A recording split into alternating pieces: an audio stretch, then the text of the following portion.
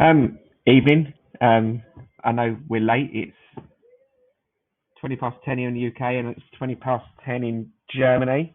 Absolutely. But we thought we'd touch base with Coach Scott and just, yeah, today's gone. So for those that, this is going to be quite a new thing, we're going to do this quite often. It's going to be quite relaxed. We're not going to be like we are on Match Today. We're just going to get the honest rundown, really. You hear dogs barking and kids crying and stuff like that, but it's all good. So 2022. Just want to get your rundown, really. So we started off with Austria. Yeah. So game one this morning was a focus game for us. Obviously, we had a bit of a change of schedule. We had India at the start, which sucked. That was awful. Yeah, that was not good. That wasn't fun at all. Bless them. I feel for the Indian team because they must be. Yeah, absolutely. I mean, it's way out of their control and not good for them. Definitely not good for the sport. And obviously changed our plans a little bit. It wasn't too bad, but obviously we had to just rejig things a little bit. So Austria was obviously a game that we planned to win. Obviously we were planning to win every game, but Austria was that game that we really knew we could take a result from. Got the win in the end. Had a bit of a slow start, which put us on the back foot. And it was just the guys getting used to the pad, getting used to moving the ball around on the pad. And Austria just took advantage of that. They've been here since Monday, training. Yeah, been there all week, haven't they? Yeah, they've had a lot of camps. They've had probably better preparation than what we've had, and it showed at the start of the game. Experience in the squad, which is kind of how we built the squad this year, was based around experience. All pretty much skater hockey players that have played for a long time, and that experience came through in the end, and we got the win. So a bit more difficult than we wanted it to be. Well, you were 4-0 down, weren't you, at one point? And so 4-0 I think down. I think I've comeback kings, which is an understatement. Yeah, 4-0 down at the end of the first, which look, it's not a scoreline that we didn't think we could overcome. It's fine.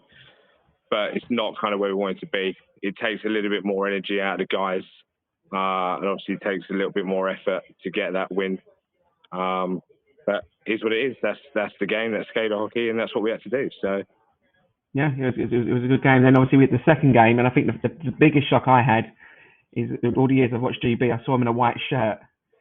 So it took me a good 5 seconds to realise what was going on at first. Yeah, I think even for the guys on the pad. It was nice. I think even for the guys on the pad, it was a bit of a shock trying to work out who's who. But it's a new strip. We've got a lot of new merchandise this year. The setup's in a strong place at the minute. But yeah, white strip is not the norm. So nice. It's good. So the Swiss game completely different. They play obviously a completely different style of hockey anyway. Very high tempo, very what I call smash and grab. Yeah. Hit the ball from anywhere and just run at it like lunatics. Yeah. So yeah, obviously a high scoring game because it was some confusion in the end, but I think it was 10-6. 10-6 final score. Yeah. I mean, the Swiss for us, they played how we expected them to play. They're clinical. You give them guys an opportunity, they will finish, and they did. Well, their dude did what 4 or 5 times. What I can't remember the guy's name. And Nurum something, but he just kept appearing on the score sheet. So that must have been fun for him. Yeah, I mean, we set out a game plan that we felt would work. And when the guys stuck to the game plan and managed to pull it off, we kind of nullified their breakout really well. We gave up some easy scoring opportunities, a couple of power plays. Obviously, the Swiss, you give them a power play, it's an 80-20 opportunity for them, and they took advantage of that. Second period, just reset things, changed the lines a little bit. And we won the period. We finished that period 7-6 up. I think going into the third, I think we were a little bit tired. Chasing the game back from 4-0 took its toll. And the early game in the day, we only had a 1-game break this morning. So chasing that game back as well to get the win there, I think just took a little bit too much energy out of the guys today. We just couldn't contain them in the third period, really. They took advantage of the fact that we were a little bit tired and they were just carrying a slightly bigger squad than what we've got. Okay. So tomorrow, game 1, 11 a.m. UK time. Yeah. I've planned midday around it. Kids are going to be here in high chairs away from me, screaming probably, but hey ho. The Germans. Yeah. So Very again, different. guys are in good spirits tonight. We've had some food. We've had a bit of a reset. We've got a late start tomorrow, which will work in our favour. The guys will get a bit of a warm up, some massages from the physio, getting ready for the game. Again, the guys that we've got and the plans and the systems that we've got, we're confident that we can get a result from that game. We won't be doing too much more than what we've done in the Swiss game in terms of systems. There's no need to change it. We just got to just make sure the guys are fresh and can keep the legs going until the end of the game, really. That's kind of our biggest challenge for tomorrow. But we're confident. We've got the players here. The coaching staff are in good spirits and we're all confident. So, yeah. Cool. Then obviously we've got the Danes, 6 o'clock UK time. Is it? Yeah. Yeah, 6 o'clock UK time. Yeah, it's a late game.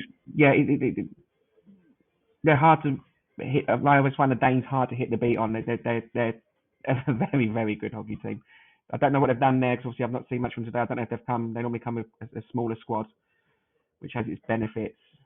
So the Danes are probably age-wise similar to us. They've got quite an aged squad, but lots of experience in there. But still pretty much made up of one or two teams from Denmark who've played together for a long time. So they know each other well. Watched them today. We've done a little bit of scouting this morning, myself and Pete and the other coaching staff. So we know what we're working against. And that, again, is a game similar to the Austrians, really, that we are confident that that's a win for us. And that's a game that we've got to take the win from. So, yeah, we've got a good enough break tomorrow, actually, for the guys to recover, which we didn't have today, which obviously took its toll. So, quietly confident for that one. We've got 4 lines. We've got enough players to carry. The